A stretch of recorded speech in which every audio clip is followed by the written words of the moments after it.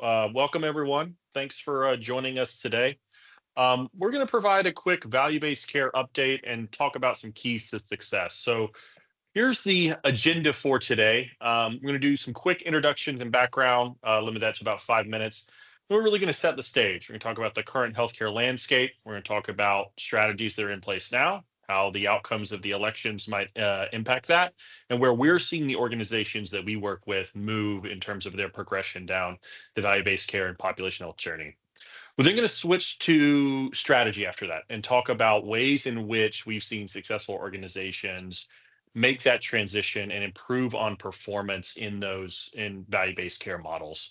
I'm going to try to wrap up by about 12:50 so that you all have time to ask questions. But honestly, please ask questions throughout. We find that makes for a much more interactive and engaging session. And so feel free to come off mute and ask questions or ask questions in the chat. We'll make sure that we monitor that as we move through the presentation. So let's start with some introductions real quick. Once again, my name is Richard Doan. I'm a director on the Strategic Collaboratives team here at Premier, and I assist our members with everything related to accountable care organizations and total cost of care models. So everything from advocacy and regulatory interpretation to strategy and performance improvement. I'm joined by my colleague, Seth Edwards. Seth, you want to give a quick introduction? Yeah, certainly. Good morning, good afternoon, everyone. It's great to be with you again. I've had the privilege of presenting to you a few times in person, I think at least twice at your annual meeting and at these lunch and learns as well. So it's wonderful to be back. My name is Seth Edwards. I work on our Pop Health Value-Based Care team. I have operational, strategic, and business development responsibilities for a number of Premier's collaboratives. And my background, similar to Richard's, is in healthcare policy. Worked in our DC office for a number of years doing policy research and advocacy. So it's wonderful to be here and looking forward to today's conversation. Richard? Great. Thank you, Seth. So I'm going to start us on the current healthcare landscape, and we'll go ahead and spend about 15-20 minutes here. Um, we like to start here with this quote from Peter Drucker that the greatest danger in turbulent times is not the turbulence, it is to act with yesterday's logic. And we're certainly seeing that now as we're in the midst of an administration change and where priorities and focuses will shift, working to help our members that we work with to be more reactive. And I apologize, setting the stage here, I should have included a slide here on the Population Health Management Collaborative, of which you all are members. Real quick, it's a collection of around 60 healthcare or 60 hospitals or health systems who are at varying points in their population health journey, coming together to use data-driven performance improvement to advance those strategies. So that's the lens that we're coming at from our conversation here, is working with health system and hospital-based organizations, many of them, the majority of which have ACOs, to move their population health journey forward. So we're seeing some global trends continue over many years. You might note some of the dates on these slides are a little dated because we're seeing these trends move forward, and some of them move backwards in terms of the upper right-hand slide here on the Medicare Trust Fund. Most recent projections have a 2036 insolvency date. Coming out of COVID, it's great to see that the trust fund has become more solvent. So what we've seen over the last couple of years are different shifts in approaches to these models, relaxing of the progression to two-sided risk.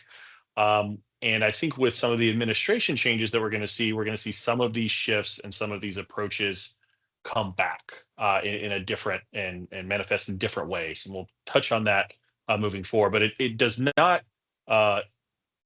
change the trend of significant aging into a significant number of folks aging into Medicare, and that there will be a focus on Medicare moving forward around making the program sustainable and long lasting. And one of those key methods to do that is shifting risk through alternative payment models. So there are multiple approaches for mitigating the, we'll call this a pseudo crisis with the Medicare Part A trust fund solvency. In the past, there has been focuses around increased funding, altering benefits. Both of those are very politically challenging. And so what we're seeing occur and what we anticipate to continue to occur is a shift of risk to participants through alternative payment models. And especially now that we're on the precipice of a second Trump administration, we really think this is going to be one of the key differentiators between how models like MSSP were run under the Biden administration and how they will be under the second Trump term. Um, and so we'll talk about specifically how that might manifest moving forward, as well as some other areas where there will be potentially adjustments to payment models, site neutral payment. We'll touch that on the slide on that momentarily. Um, but that's going to be another key component. So we do still have the Innovation Center strategy, at least through the end of this year. We'll see if there are significant changes. While we did get the nomination of Dr. Oz as the CMS administrator, have not seen yet a nomination for CMMI director. In the Washington circles, there are certainly rumors of folks who might be there, but it'll be interesting to see if they continue the push on this strategy. There are certainly buckets here on this strategy that I feel that will probably drop off. But the ultimate goal of the CMMI strategy, that I think might persist, is the goal to have every Medicare beneficiary in an accountable model by 2030. While there are while there's differences in how the two different parties approach value-based care, the concept of value-based care is bipartisan in nature, and is one that we don't anticipate to be pulled back. And in fact, we think it will be ratcheted up moving forward. So we'll be curious to see what parts of this existing CMI strategy move forward and are maintained, and what might even be added to this moving forward. Seth, I know that you've presented a lot on the CMMI strategy and seeing it through a different lens now with the outcomes of the election. Anything that you would add here? No, I think you covered it really well. I mean, I think what you see that's natural with transition of administrations, regardless of if it's the same party or a different party, is that they like to put their own stamp on items and approaches, regardless of if it's the exact same policy or not. They're going to want to change it, reword it, rephrase it, retitle it, whatever you want to say, to make it be their own. But I do think that for the majority of these areas, we'll likely continue to see some focus. Maybe not all of them, as Richard mentioned, but there's certainly bipartisan belief in value-based care and the need for it going forward. And I think that will be a key component of the policies that will be promulgated by the Trump administration this next 4 years. Thank you, Seth. I'll take a pause real quick. Any questions before we dive into specific differences between where Harris and Trump kind of fell out, and by proxy where some of the Biden administration fell in some key areas? Any questions from the group? I'm monitoring the chat as well.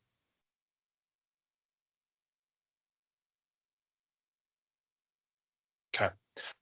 This is a helpful slide that was put together by our DC office to show potentially trends and where we see various healthcare related policies and philosophies between the two candidates. I've put some yellow arrows here on this slide around some key components to call out, that I think that we need to keep an eye on moving forward. The first is consolidation and private equity oversight. There are as you can imagine, a whole host of former Trump administration officials that went into private equity when Biden was elected, and are now potentially going to either be directly or indirectly involved in policymaking moving forward. So I do think that you will see private equity oversight and consolidation oversight pulled down just a bit. As we mentioned, value-based care, do expect this to continue. This is one of the key questions that we get every time there is a change in administration. While the approaches will potentially be different, and I would anticipate that they will be, the concept of value-based care, the concept of ACOs and bundled payments, we do not see those going away. Those have existed and been, quite frankly, expanded across previous Democratic and Republican administrations. So we really don't see that changing. Certainly changes to the Medicare and the ACA. There has been a dampering on the the willingness of the Republicans to go after the ACA. Certainly, this slide would not have a neutral arrow if we were talking about the 2016 election, where we saw subsequent significant challenges to the ACA.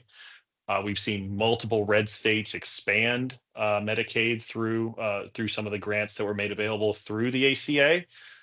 That being said, we now have control across the three departments of government, so there could be some renewed interest in looking at modifications to the ACA. But at this point, we think it'll be fairly neutral.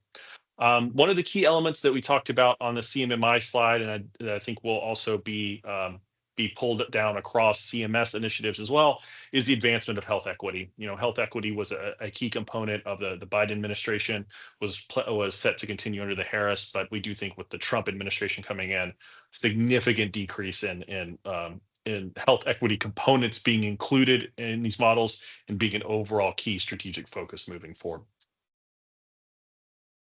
One thing that's not on here that we got a question from another member who I think is in a very similar geographic and population-based perspective as you all, was we got a question on Medicaid. I think that you're going to see two key items related to Medicaid: increased difficulty in enrollment, and I think you're also going to see potential expansion of work requirements. Obviously, those are often driven at the state level. So depending on each state's administration and where they fall, I think will depend on the variability of that. But I do think that broadly, those are the trends that we're seeing and anticipating for Medicaid as well. Any questions on this slide before we move on to the next couple? Richard, we did have one question in the chat from Dr. Nancy Lohace. Can you expand on the expected decrease in regulatory integrity? Yeah, that's an interesting one for sure, especially related to the Chevron doctrine, which was overturned by the Supreme Court recently. I think that there will be less intensity around regulations and requirements. If we think back to the philosophy of the Republican Party, a more limited government. But I do think that what you'll potentially see here with regulations is for the regulations that are moved forward and the requirements that are included is additional specificity to avoid legal challenges moving forward. I also think that because of the increased burden because of Chevron and the amount of specificity that's going to have to go into both regulation and legislation, that coupled with a desire to pull back specific regulations, you will see less regulations, but maybe with potentially increased specificity around them as well. Seth, anything you'd like to add there? No, I think you hit the nail on the head. Great. Okay. Perfect. So major implications for 2025. Margins in Congress are still narrowed, but there is Republican control in both chambers. Looks like that the policies without broad Republican support are not going to be moved forward. There are a couple key things here that I'll call out around potential major healthcare topics or things that we're looking at. Post-Chevron legal challenges. We just referenced this on the last slide, so thank you for the question. I think it was a nice transition here, just so everyone was on the same page. If you're not into health policy like Seth and I are, the Chevron doctrine established that any specifics about regulation or legislation that aren't explicitly written were left to the interpretation of whatever federal agency was administering them. So, for example, CMS, for many of the programs that we talk about here, that is now open for legal challenges. And day one where this is overturned, we saw multiple lawsuits around the calculation for dish payments, for example. So I think that you will start to see continued challenging of some of these policies moving forward, as well as some reviews of Biden area regulations. And as we saw under the first Trump administration, extensive use of executive orders. One thing that I will call out here around implications for 2025, kind of blends into 24 as well, is the future of telehealth as well as hospital at home. Hopefully, we will see something related to a continuation of telehealth capabilities passed through the lame duck Congress. That is a bipartisan issue and one that has broad bipartisan support. So hopefully we will see telehealth included, likely as part of a larger package, but certainly we're keeping an eye on that as well. Major healthcare topics as we move into 2025. Changes, continuation of ACA subsidies, as we talked about, looking back at the Inflation Reduction Act and items that were included within there, such as negotiation of Medicare drug pricing. There's been some a back and forth with various public statements on support or condemnation of that plan. One thing that is really front of mind for many of our members, given that they're health system and hospital based, is finances, specifically site neutral and not-for-profit status. Many of those areas we'll be looking at. Site neutral, the one that I'm really focusing on moving forward. 340B and Medicaid reforms as well. Areas that I think we'll be looking at for 2025. One other thing that I will call out, we're in a bit of a unique situation here in having a previous administration take back control. I will say they are moving much more quickly than they did in 2016. And so I do anticipate that the lag that we saw in Trump administration specific policies being proposed through both regulation and legislation, I don't anticipate it will be that significant come 2025. They seem to be ready to hit the ground running and enact specific policies. So changes could be coming more quickly than anticipated. So pulling back a bit from the election and looking broadly at the healthcare landscape, one thing that we've seen is one, the continuation of the growth of Medicare Advantage. This slide, I think, does a great job. It's something we update every year, where we're looking at almost exactly 50% of eligible Medicare beneficiaries being in Medicare Advantage plans. Obviously, penetration of Medicare Advantage plans is not only state specific, but county specific. But more and more our members are seeing a growth in Medicare Advantage plans. If I was to take a guess, I would say you will see this increase even more over the next 4 years. We are continuing to see we're starting to see rather some growth in ACO programs as well. There was an uptick in 2024 from previous years. We really plateaued after the 2018 year is where we had the highest number of ACOs in the program. We have right now we have the highest percentage of beneficiaries attributed to those programs. I think there will be support for ACOs to grow moving forward. However, one of the key areas where the Biden administration and the Trump administration diverged from one another is the progression to two-sided risk in these programs. And so it's hard to explicitly pinpoint the motivation for ACOs growing in 2024. In terms of what we hear working with multiple members is the ability to have multiple years in upside only was very appealing to them.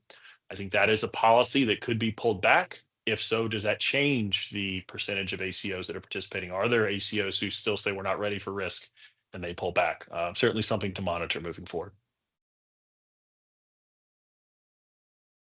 We've talked a bit about shifting in sites of care with the upcoming and changing political landscape. I think we have seen this since COVID with movements to differing sites of care. So for hospital outpatients, moving to ASCs and office-based sites. I think with emergency department, we've seen many of our members working to have more appropriate sites of care and looking at retail clinics, urgent care, even ED at home programs that some of our members have implemented.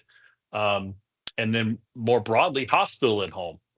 Should note that is also up to Congress to potentially extend the ability for the hospital at home waivers to be continued. But that is something where we've had significant adoption by many of our members because of capacity issues and looking for that right side of care and seeing if they can implement a hospital at home program to provide the right kind of care to the beneficiary in the most convenient environment. Um, and then also looking at home-based care and low-cost ambulatory surgery centers. I do think all of this and these shifts could potentially be impacted or would be impacted by changes in site neutral payment.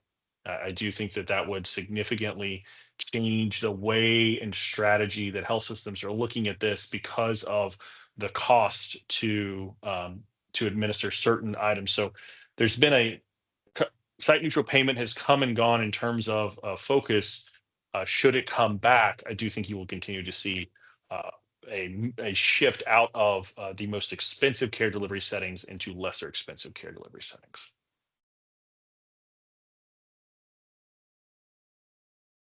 So what are the impacts of these changes? What are the impacts to potentially an increase in the promulgation of risk for federal programs? We're already seeing the expansion under this administration. We anticipate it'll be continued with the implementation of mandatory models like the team bundle. And then looking at if this administration changes potential regulations around MSSP, pushing folks to two-sided risk. It's about your degree of market or relevancy. So looking at where you fall here on the continuum on the right-hand side, groups that are in environments where there are organizations willing to take risk and they themselves are not, we've seen become, unfortunately, commodities viewed as a cost center and not having access to that premium dollar.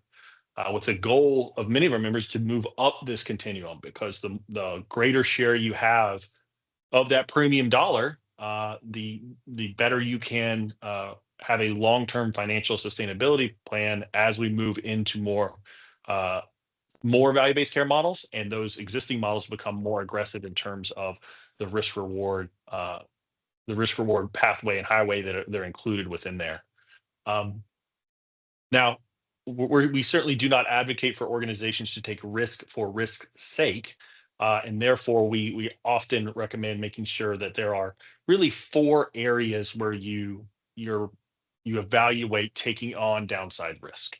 So, are you ready culturally, strategically, operationally, and programmatically? If the culture and the strategy aren't there, it can be the best contract in the world, but if there's not a commitment, it would likely be unsuccessful. On the flip side, if you have culture, strategy, and operations aligned, but the program and the contract are not great, it's not going to matter if you have the best operations in the world if the parameters of the contract are not advantageous. So it's a balance of those 4 things as we begin to execute on our plan to take risk.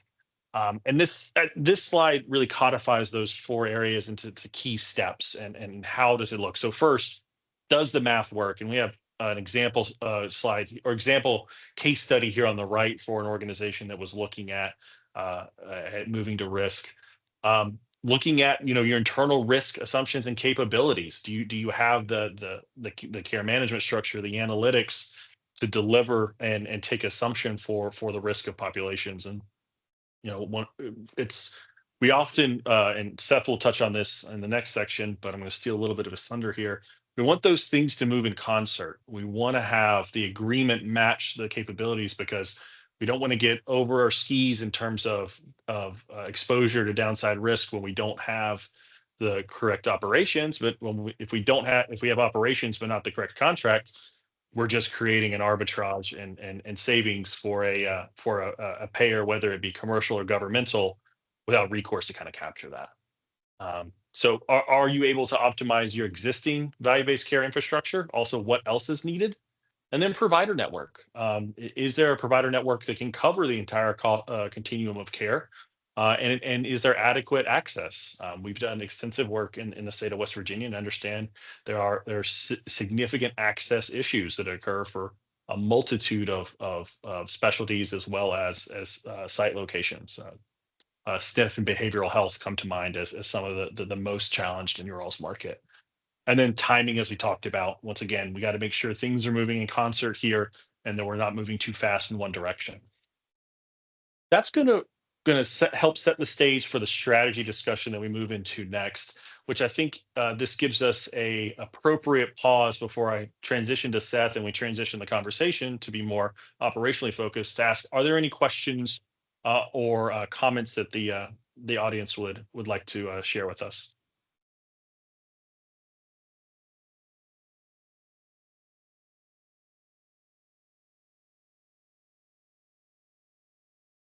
Okay. Seth, I'm only 5 minutes over, not too bad. The rest of the time is yours, and just let me know when you'd like to advance the slides. All right, that sounds wonderful. Thank you, Richard. You can go on to, yep, perfect. So as Richard discussed, we within the Population Health Collaborative work all across the country and trying to help organizations understand how to be successful in a sustainable way in value-based care and population health models. And that obviously requires a transition from a lot of the practice that was put in place under the current fee-for-service system as you move into one that rewards value over volume. And so we've developed what we call a capabilities framework, which is designed to sort of articulate what are the key areas of focus that are going to help organizations be successful. And at the core of that, we've identified 6 different areas that we believe are key drivers of success. So there's 6 areas are people-centered healthcare, which means having the patient or the person at the center of their healthcare and involved in decision making and accountable for the outcomes. The second area is advanced primary care. So this is really the idea of wrapping around a multidisciplinary team-based care model to support primary care, similar to a patient-centered medical home model. We'll talk a little bit about that in a moment. The third is the development of a high-value care delivery network. So all the services that wrap around primary care. The fourth is informatics and technology. The fifth is leadership, governance, and operations. And then the sixth is having a payer partner who's willing to engage with you and support the work that you're doing as you move into more value-based models and eventually into risk. And so these are the kind of core foundational areas that we believe will help organizations be positioned to be successful. And what I'm going to do over the next 20-ish minutes is talk through in a little bit more granularity what we mean by each of these areas and give you an overview of what we're seeing from organizations that are being successful managing each of the 6 areas. So Richard, if you want to go to the next slide. The first thing that we kind of like to do is at a macro level is what do successful organizations look like? So these are kind of the 8 major trends that we've seen from successful organizations, and they all tie back to those 6 core component areas. The first is focused leadership, right? This is a shift, right? It's called health system transformation for a reason, and it requires buy-in from leadership all the way down to support the work that's going on. So having a focused leadership team that buys in and supports the cultural transformation that has to occur within a population health world is absolutely critical. The second is engaged physicians. So we like to talk about professionally managed, but clinically led. And the idea here is that this change is going to be largely done by physicians and clinicians who are on the front line doing this work. And so ensuring that you find ways to engage clinicians in a meaningful way about the work that's occurring, the clinical pathways that are being designed, as well as the way that you're thinking about incentive structure is going to be critical to get that buy-in and engagement and ownership of the work that you're doing. The next area is care coordination. So really figuring out the best way to work across the continuum of care to support the patient across the high-value network that you've developed, leveraging a multidisciplinary team-based care model. We'll talk again about that momentarily. The next is engage patients. So not only engage physicians, but actually working to engage the patients so they have a meaningful buy-in into their care plans and wellness and have a clear understanding of what their care wishes are so that we can incorporate that back into our planning. The next is a robust primary care network. So the majority of the value-based cares that are currently care models that are currently in place are centered around a primary care model. So think about the Medicare ACO or accountable care organization models, but there are others out there as well. Primary care first, to name another, is all focused around the way that primary care can work to evolve the way that we're delivering care.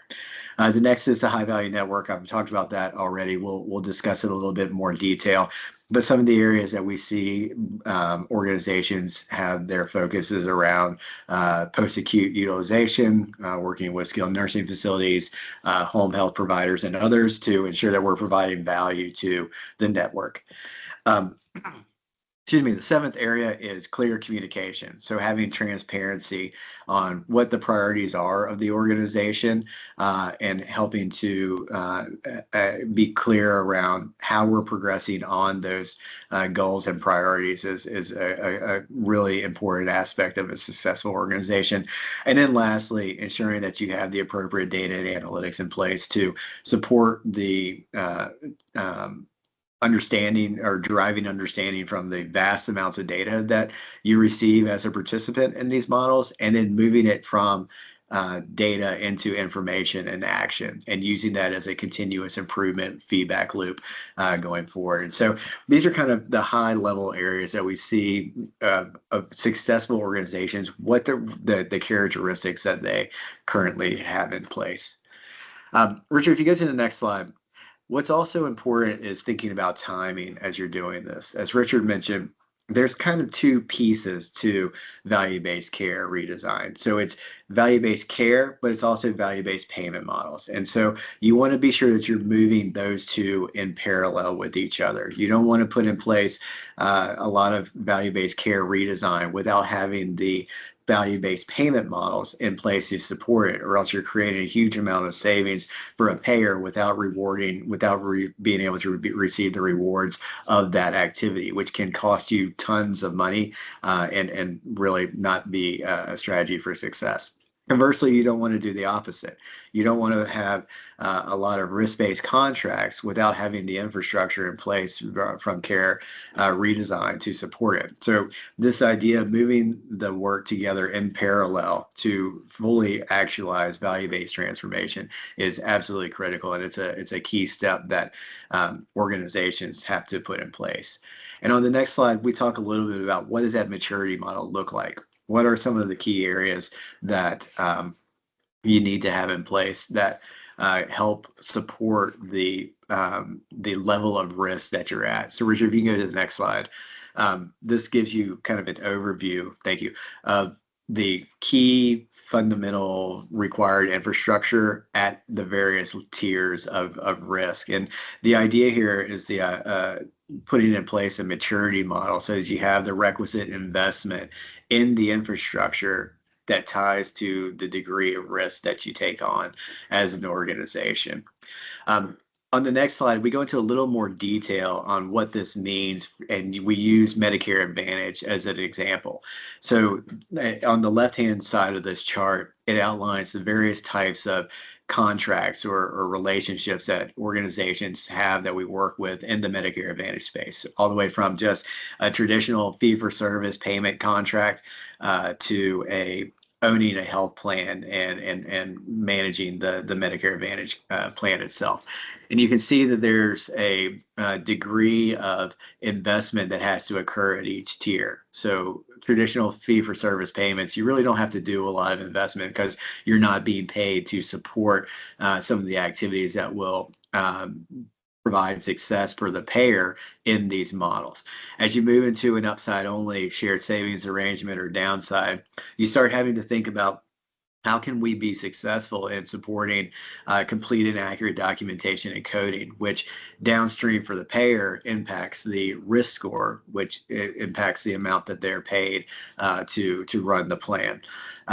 There's also areas around STAR scores, CAPS and HOS metrics, HEDIS performance, et cetera, that also impacts the way that the plan gets paid. And so there's more focus around that.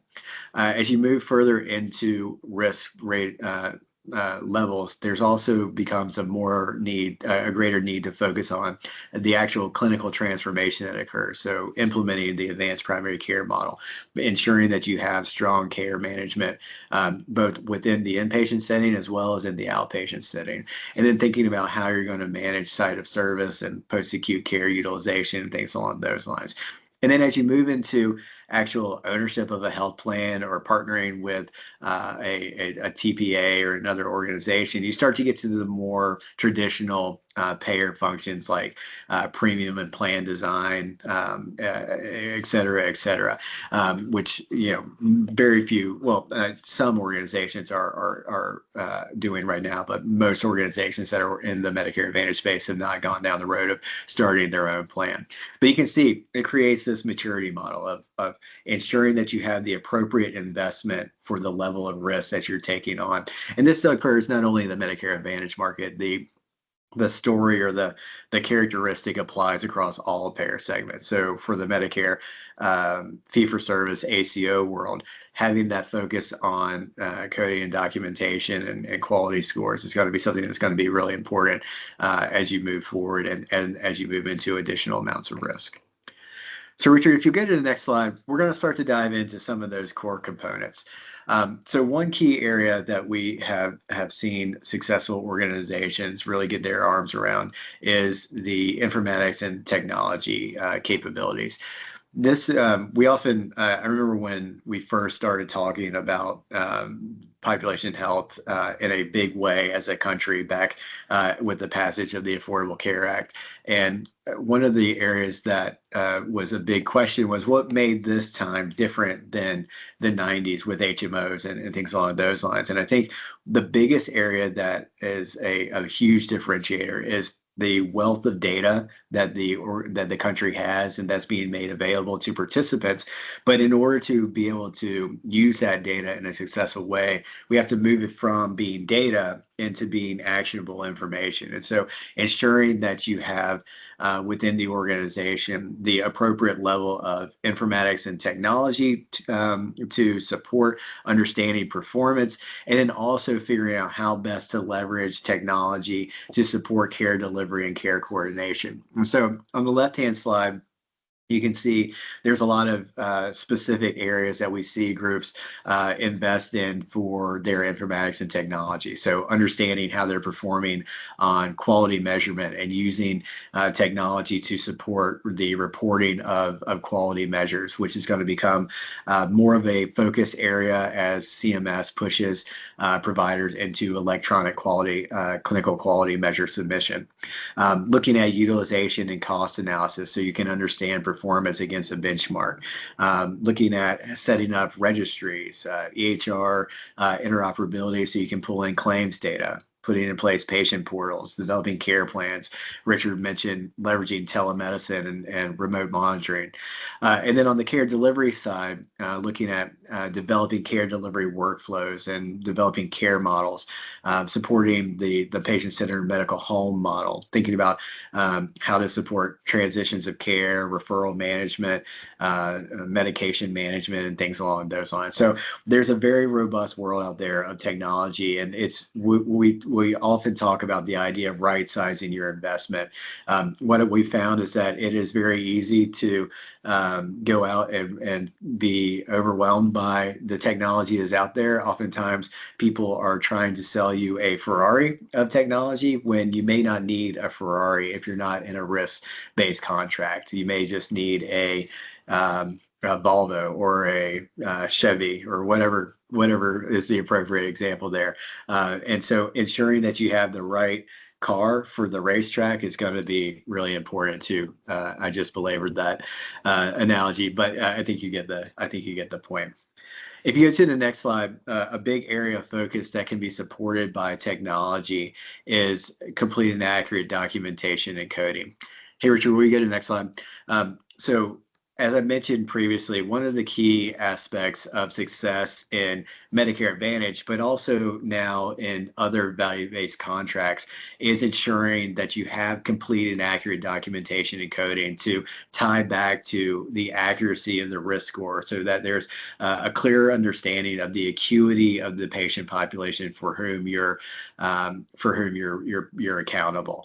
And so there's a lot of conversations now around how best to do this. There's technology out there, there's analytics, there's a need for education and helping groups with how best to do it. But there again is a lot of focus on this, and it's understandably so. It's an area where you want to be sure you're accurate, and the challenge is that you have to continue to be accurate year over year, because we've seen groups who have seen their risk score come down, and they lost the ability to get shared savings just by the risk score going down, even though they were still doing incredible work in managing their population, ensuring the appropriate care is provided, the appropriate place at the appropriate time.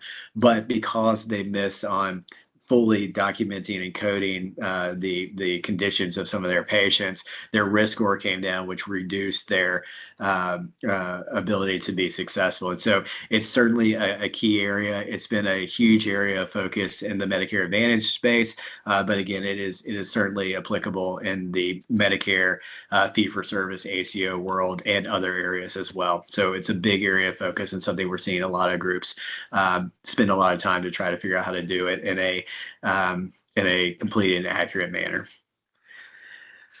The next slide looks a little bit at the focus around care coordination. And so we developed a care coordination framework that we've pulled from our learnings from working all across the country of CIN organizations who have been successful.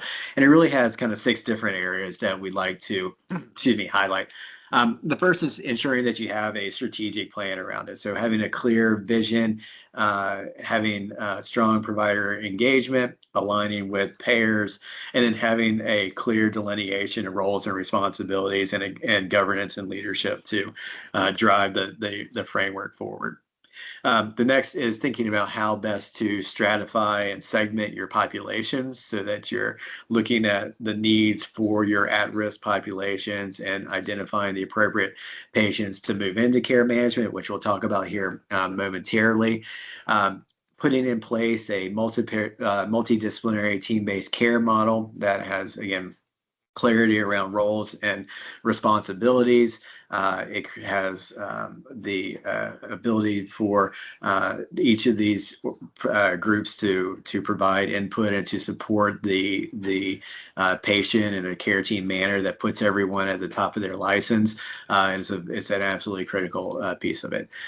Next is thinking about the technology components of this. So looking at standardized workflows and IT tools, having patient-centered care planning, so ensuring that you're sitting down with the patient and understanding what their care wishes are and incorporating that back into the work that you're doing, and then having data and analytics and quality improvement processes in place. So leveraging the data through dashboards, ensuring that you have smart metrics in place and KPIs, and then working to drive continuous improvement and action planning to support the areas where you have opportunities.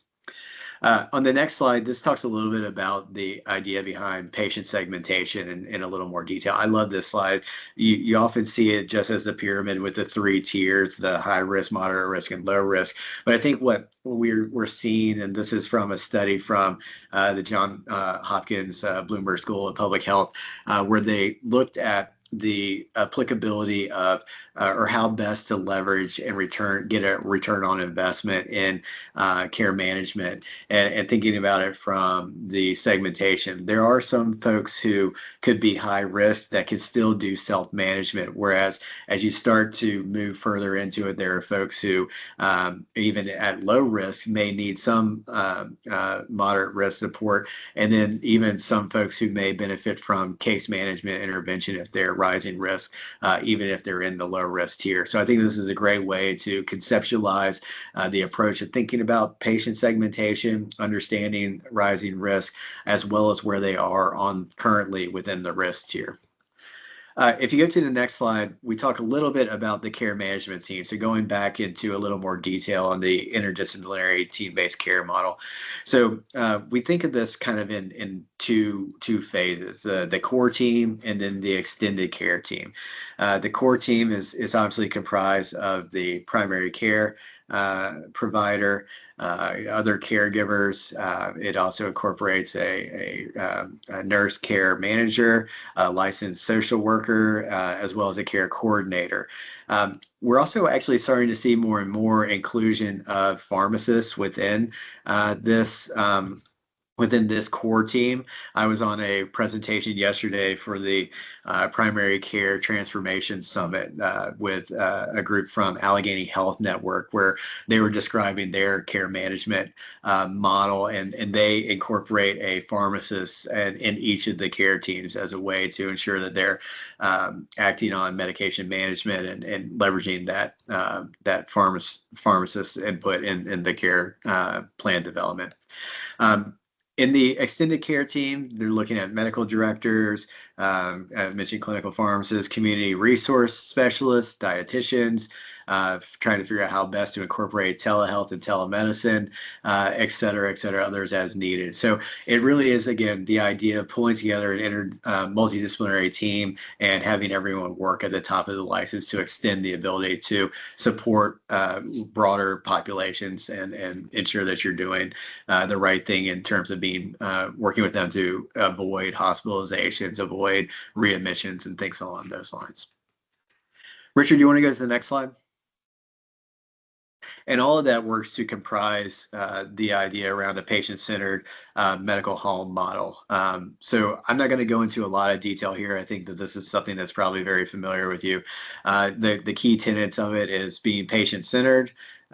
So again, having that relationship between the provider, the clinicians and the patient to ensure that we understand what the patient's wants, needs, and preferences are, that they have the education and support that they need to make decisions.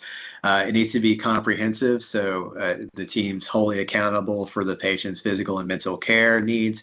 It needs to be coordinated, so really thinking about how to be organized across all parts of the continuum.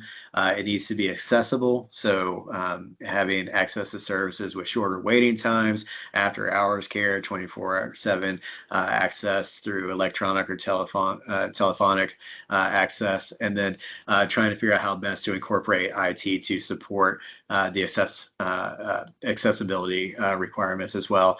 And then lastly, committed to quality and safety. So again, we'll spend a lot of time on that, but I think it's obviously a very key piece of successful organizations and accountable models.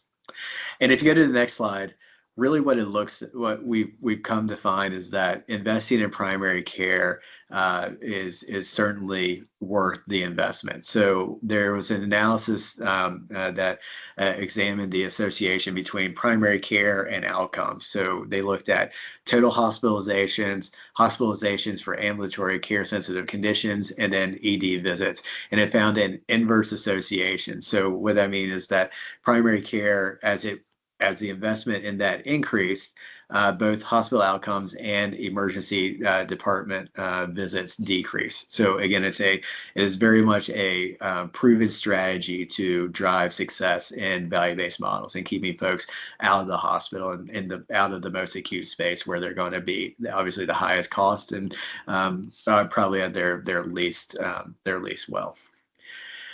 On the next slide, we dive a little bit into thinking about the post-acute care space.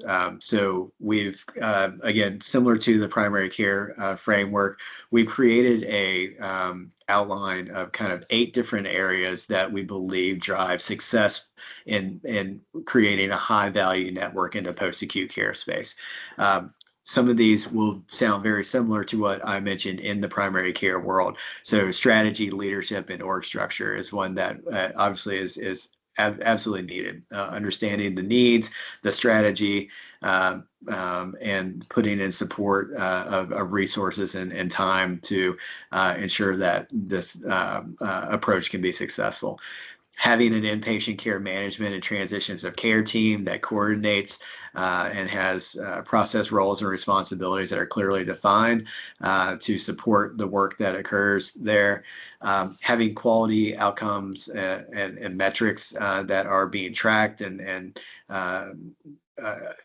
used over time to drive continuous improvement, having care coordination and post-acute care support, so really having the resources and processes in place to catch patients leaving one post-acute setting to home to ensure that you have engagement and follow-up clearly outlined. Having a post-acute provider engagement network. So really thinking about how you identify who the high value players are in this space. So those that drive are supporting the goals of the ACO and incorporating them into a high performing network. Ensuring you have medical management standards in place, ensuring that you have patient identification and stratification, as well as clinical capabilities and skills development to ensure that we're continuously improving the relationship both at the primary care team as well as the folks who are the clinicians at the post-acute care site as well. And so these are kind of at a high level the 8 domains that we look at for groups who have been successful in managing post-acute. And oftentimes there's a focus around skilled nursing facility utilization because we've seen a tremendous amount of variation in utilization patterns even within local geographies.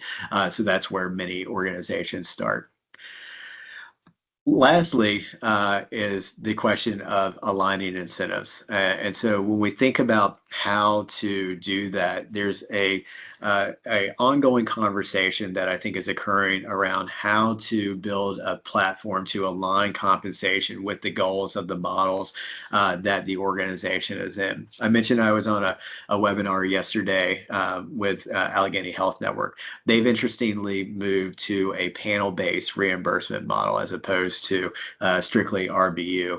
And they did that because they have a tremendous amount of their payment arrangements under some form of risk and even capitation. And so for them, what they were trying to incent is doing the team-based model and ensuring that they're doing the right thing to keep folks out of the hospital. And so when we think about the evolution of incentives, it all ties to different areas, right? It can be, if you're largely in a fee-for-service world, built around productivity, revenue per visit, things along those lines.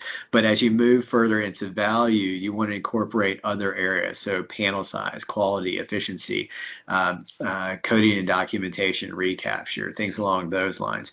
And so it really shifts the culture of the organization and the world of fee-for-service from an individual one to, as you move into value, one that is team oriented and really focused around supporting the goals and the approach that's being put in place under a multidisciplinary team-based primary care driven model. And so we're seeing a lot of transitions and thoughts around this across the industry. I don't think that there's a easy button for this by any means, but it is something that I think more and more organizations are thinking about as they move further and further along their journey into value-based models. So to wrap up, and Richard, I just did that in a record time to get it in under your, because you went so long. If you go to the last slide, just looking at the, Richard's ignoring me because I called him out. So looking at the last slide, just to wrap up, when we think about successful organizations, it's really thinking about what are the critical success factors under these areas. And I'm basically going to say back to you what I've said already.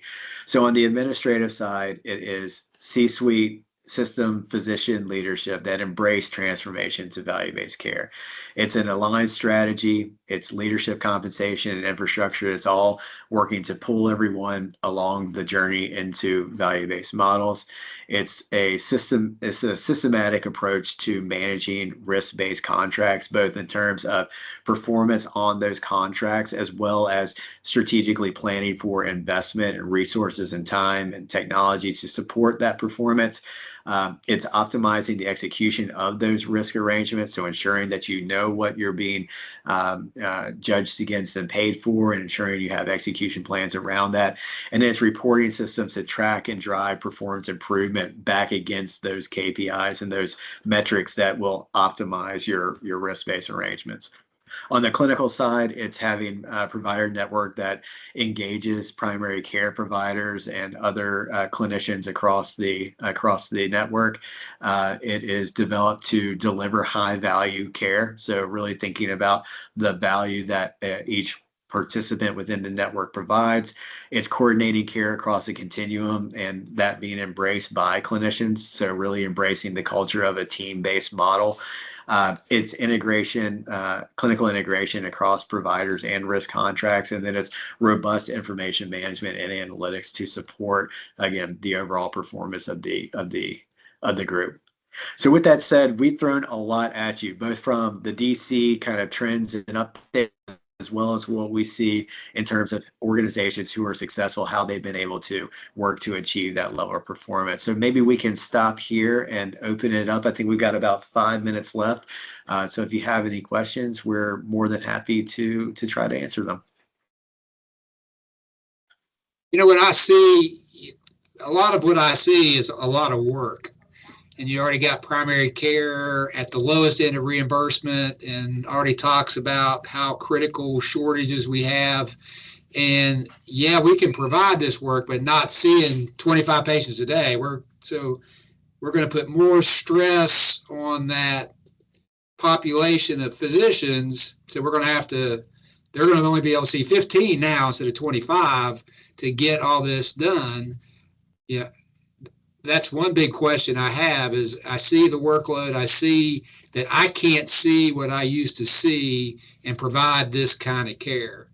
And the other thing that just to throw it out is, I see people that work for big corporations. There's never been, other than giving somebody a gift card to get a mammogram, I've never seen any incentive for a patient. Now, my son, the company he works for, he can pretty much get his health care for free if he goes to the doctor, gets blood work, goes to the gym, has a negative nicotine test. There's a lot more incentive built in, but I've never seen anything other than a gift card. But those are the two questions I have. Yeah, Dr. Henry, thank you. Those are great questions and great observations. I can remember when we first started doing this work, the number one complaint I had as I was going across the country was the idea that there was very little skin in the game for patients. And I think that is something that is likely going to be a challenge, but it's something that I think groups are looking at trying to figure out how to change. So programmatically, some of the models have incorporated a benefit for patients to receive care within network. Those are challenging to get going. I don't know that there's many groups who have figured out how best to do that, but they're starting to look at how can you create positive incentives to impact the behavioral economics of patients to get them better engaged in their care. I think also, if you look at Medicare Advantage, they're trying to create through supplemental benefits also incentives to have folks be more in tune to their wellness. And so I agree. I think it is a challenge. I also think in the working generation, the pre-Medicare generation, there is more and more accountability for costs. I'm intrigued to hear about your son. I'd love to know where he works. We at Premier, unfortunately, do not have that. I have a high deductible health plan with a health savings account. So I'm accountable for, I want to say it's about $4,000 per year of premium before I get everything covered. And so it makes me be very cognizant of how I'm using the healthcare system and when and where best to go receive my care. And I'm generally a rational person, but I've also got 3 kids, and when they get sick, it's like the first place I want to take them is the emergency room. I know that's not the right thing to do. I've been in healthcare long enough to know that, but it's just my irrational reaction to it. But that does make me the savings account and the incentives that I have within my benefit structure does incentivize me to not do that and to say what is the right thing to do, not only for them, because going to a hospital in that case is obviously clearly a failure on my behalf, but where are they going to get the best care for the right cost? When you talk about the workload, you're exactly right, and I think that that's why it's so critical to have that multidisciplinary team-based model where everyone can operate at the top of their license. What Allegheny Health has done, and I feel like I'm talking a lot about them, it's just fresh in my mind because I saw them yesterday. What they've been able to do is actually increase panel size because they're able to get everyone to contribute to the care that's being provided and really saving the time with the primary care physicians for when it's absolutely critical and the only thing that they or it's what only they can do as opposed to what the rest of the team could potentially do. I went to get my annual wellness checkup because I get $800 from Premier, so that actually is a positive incentive. I did it this week and I had a PA do it instead of my primary care clinician. So I think more and more we're going to see an introduction of this this multidisciplinary team-based model is going to try to ensure that we can still meet the same number of patients that we need to meet, but doing it in a different way that engages everyone within that care team to operate at the top of their license.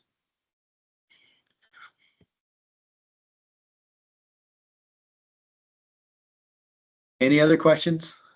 I know it's 1 o'clock. We've gone too long. Katie, do you want us to wrap up? Do you want to wrap up? If there's no other questions from the group, I thank you so much, Seth, Richard, for your time today. This was wonderful information. It's always good to hear from the collaborative, from the experts on the team, right? And this is another benefit to being part of the network is we have access to this nationwide collaborative that we can, share ideas and share best practices with. So again, appreciate your time today. Appreciate everyone on the call. If there's no other, I'll pause for just a second to see if there's any other questions, and then I will stop recording. One quick note for everyone on this call, you'll get a follow-up email probably tomorrow with your survey, which will need to be completed to get your CEUs. Well, while we're waiting, I just want to say thank you to everyone. We really appreciate it. We value the partnership. And Michelle, I see you're on camera. Hopefully we get invited to the annual meeting. We'd love to be there in person to say hey to everyone. Absolutely. June 3rd. Thank you both very much for your time today. Always very informative, and I really appreciate you breaking the pieces apart and going over it. It's very complex, so thank you for the way that you described it and for being part of today. Absolutely. Great. Thank you all. Good chatting with everybody. Thank you. Bye-bye. Thanks, everyone. Thanks, everyone. Take care.